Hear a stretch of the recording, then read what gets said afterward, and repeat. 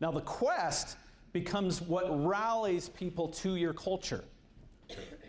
Man, I just don't even have language to describe how important this culture is. And so hopefully I can use enough metaphors and stuff that it starts to sink in. But quests are really large. Now I was going to walk you through an exercise to write your own, or to start to define your own culture. And we'll just kind of do that quickly here. Okay, so these are questions. Okay, what motivates you more, money or purpose? Okay, now if you want to take a picture of that, yell next. Okay, all right. Now if it's money, how much money? Okay, all right. All right, see now you're trained, right? Right, we guide, or what do we educate, demonstrate, guide, and empower, right? All right. Okay, so what motivates you more, money or purpose? Now this is an important thing because it probably has growth phases with you, and it will really mess with you the bigger you get, okay? Based on how you define this. And you'll find that certain attitudes or positions that you have are not going to be congruent for you in the future to create whatever your quest is, right? If your quest is the destination or the larger picture. Okay? What motivates you more, money or purpose? I will tell you that I started doTERRA for the income, right? It was desperate times in the home. And it solved that. It did. It was the solution. All right, if money, how much? Now for me, when I started doTERRA, how much was I thought to myself, if I could make $300 a month through this opportunity, it would be the bomb. Okay? And it was. At $300 a minute. All right. All right. When you have more than enough money, then what? Okay? Now this will be a transition point for you. As you grow, there's an interesting thing that happens to you as you start to develop wealth. And you've got to remember that your attitudes and beliefs about wealth are forming your culture. So for example, if you have a belief that money is evil, for example, and you move forward and you start to receive any sort of abundance in your life, you will immediately start to set up roadblocks for yourself to make sure that it does not occur, whether you do that consciously or not. Do you understand that principle? Okay. Now this is important to understand how much money is enough, because then you have to go beyond it. Right? How much money is enough? Because then what? And there will come, I've helped a number of our leaders have reached this phase where we have to answer the then what. Otherwise, your motivation for earning will disappear, and your motivation for pushing forward starts to wane a lot. Okay? Now, here's the other side of it. If it's a purpose, what purpose? And this brings me to one of the things that I was feeling a little inspired before I got up here. You know, the basic question is, why do you do this? Why do you do it? Why do I do it? And, you know, I'd even thought that even before this event. Like, why do I put on an event? It's a lot of work. You know, we stress about this for months. I have people employed. We're forking out tens of thousands of dollars to make something like this happen over a long period of time, and we ask ourselves the same question every time leading up to it. Why do we do this? Right? Everybody's wigged out. Seth doesn't finish his presentation until 10 minutes before. No. No, that is true. Okay. So there's all these things that build up, all these things, and we're always asking ourselves, why do we do this? I mean, you ever go, you know, you show up and nobody's at the class, right? Why do I do this? Holy cows, why do I do this? Well, I thought about it, and then I'm standing in the hallway, you know, and then I come in, and I have some fine people from Hawaii, right? You might all wonder why I'm wearing a necklace all day. I know some of you were looking at me weird and going, what kind of guy is that Rod? He's got a weird culture. right? But my friends from Hawaii, you're right there. Right? And these are called? Kukui nuts. Right, you know, I've heard that like 16 times today and I still cannot pronounce it, okay? But they come up and say, we're all from Hawaii, our whole team has come here to see you. And they brought us an expression of their love and appreciation, right? And so then you know, you ask yourself, you know, why do I do this? And I'm,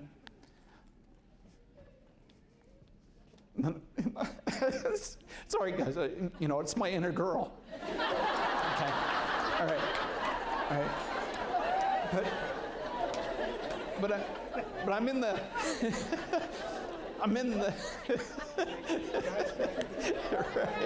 right.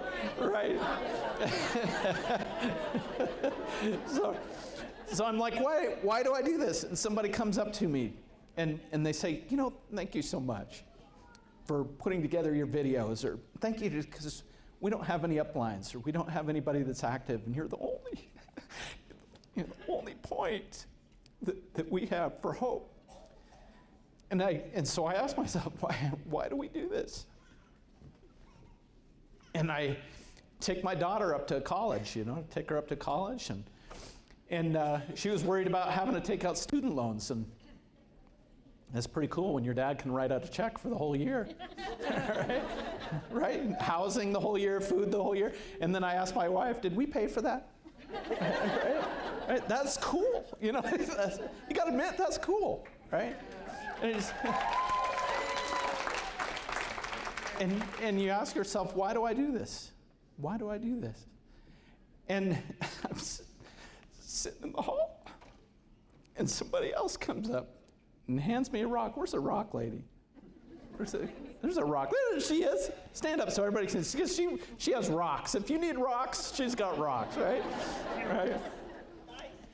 She comes up to me and holds out and says, go ahead and pick a rock. And I picked a rock, and she goes, oh, that one's for grounding and clear focus. And I go, that'd probably be a good one before you get up and stuff. Right? But she gave me that, and I go, and then we hang out yesterday with all our friends and drive around, and we have great and powerful leaders rising up and people transitioning and their whole lives moving into this other thing. And then you ask yourself, why do we do this? It's kind of a moment. I remember watching a movie called Band of Brothers. Has anyone seen that one? Yeah. All right, and there's a scene they go into, they find the concentration camps, right? They make the discovery. They witness the worst of humanity, right? But the title is Why We Fight. And I thought to myself, was it worth it? Was it a worthwhile fight for you? But when you realize what you're doing for people, I would say for me that this is why I do it. It's because somebody needed us. Somebody's hope was lit because of that. And we've created the environment for that because of the culture. It's a culture that we define. You might have noticed we don't really have a party culture. For example, I've gone to other companies and stuff, and it's a real hoorah. There's famous people and dancing and famous people. More dancing, right? And then, but you come here, and it's about you, and it's about uplifting you, things like that, because that's our culture. That's what we're trying to do. So if it's purpose for you, what is that purpose? Why do you do what you do? And is it worth it? Is it worth it to you to have that kind of purpose? Is it worth it to you to feel like you were a difference to somebody else? That something you created has benefited so many people? Is it worth it? There's lots of things that you can value. And you'll probably want to consider that.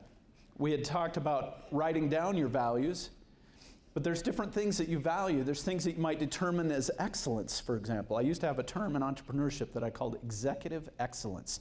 And that was the idea that you were looking at all aspects. Like if you were to come into our company, our regular company, like Edge Success, for example, there's a lot of, the environment there probably feels good.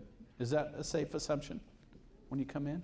And there's probably not a lot of chaos there. It's pretty grounded, it's pretty firm, and it's because we pay attention to a lot of the little details, except for the typos on the page. right? Right? But as a business operation, all the shoelaces are tied there. And so when you come in, it's fresh and organized, and people are glad to be there. Except for me and Seth. We try to avoid hanging out there as much as possible. Now, here's a question to ask yourself, and that's what character attributes do you value the most in others? Now, in terms of that, you might be thinking about, what do you value most in others? Do you value honest people, for example? Did you know one of the reasons why it's great to do business in Utah is because you seldom or ever have to worry about your employees stealing from you? Isn't that amazing? One of the only places in the country. I was talking to the people at Rich Dad, Poor Dad. Are you familiar with that brand? Okay. They said Utah is the only place they can come in which their cash is not stolen from the booths. Isn't that amazing? Well, that's a cultural standpoint that's been developed by the society here. Isn't that amazing? It's powerful. And so what do you value? Do you value that? You know, when I come to doTERRA events, especially Edge events, I never worry about leaving my things out. Isn't that amazing? I never worry about leaving my computer out on a desk. I never worry that my cell phone was out front being charged right by the registration booth, by the door. Most of you walked by it probably for a couple hours while it was charging. I never worried about it, not even for a second. Now, I have a paradigm, and that is I believe that I surround myself with honest and trustworthy people. And because of that, I'm seldom, if ever, stolen from. Isn't that amazing? It's amazing, but it's a cultural thing. I've decided what I wanted to be surrounded with. Now, if you were not that type of person, then you would not be able to exist in our culture, right? That's why it's important to have these things defined. Because if you are not that kind of person, you would not be comfortable here. All right. Write out your vision of the future in a paragraph. Now, this is an exercise that you can do, but I want you to catch that question, and then we'll move past it. Okay? So you're going to write out your vision of the future in a paragraph. And remember, it's your vision. You ready for the next slide? Okay, say next when you're ready. Okay. Wait. All right, we got it? All right, now you want to take that paragraph and you want to narrow it down to 2 sentences. Can you write your vision in 2 sentences? Right, it'd be a very long sentence. That's okay. It's your sentence and you make the rules, right? All right, are you ready for next? What is the cause that you're rallying people to join? Now, this becomes really important if you want to, like a lot of you really struggle at some of the lower ranks because you are not understanding or trying to understand these things that we're talking about. Like if you don't have a cause out there that you're rallying people to, there's nothing for them to follow. Okay? Let that sink in for a moment. I mean, think about it. That's a pretty deep statement. If you think about it, if there's no cause that you're rallying people to, then there is nothing to follow. Now, if you think back on your team, and maybe you have a handful of team members, what did you rally them to? And if it was nothing, how long has it been a small little band of people? Because that group is with you because of the culture that you developed, all right? Now, that culture could be a number of things. I mean, it might be promptness. It might be openness and fluid. There's some cultures, for example, when we go to Hispanic cultures, for example, it's an entirely different format.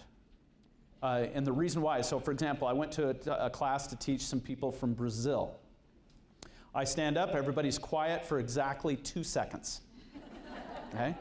And then they said, this is Rod, and they were like, choo, and they were all back to each other, and it's just, and I'd throw an oil in every once in a while. okay? But that's the culture. It's a cultural difference.